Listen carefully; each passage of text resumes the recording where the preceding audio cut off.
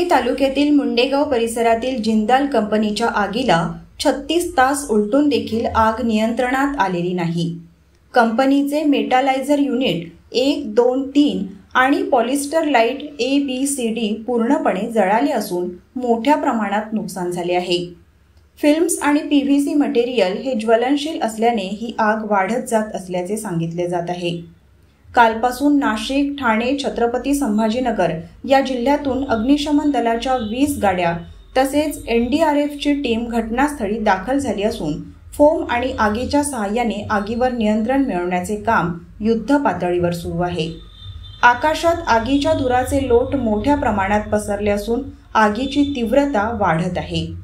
खबरदारीचा उपाय म्हणून 1 किलोमीटरचा परिसर रिकामा करण्यात आला असल्याचे प्रशासनाकडून सांगण्यात आले आहे। अजूनही ही आग 2 ते 3 दिवस अशीच राहणार असल्याचे सांगण्यात येत असून प्रशासन आगीवर नियंत्रण मिळवण्यासाठी काय उपाययोजना करते हे महत्त्वाचे ठरणार आहे।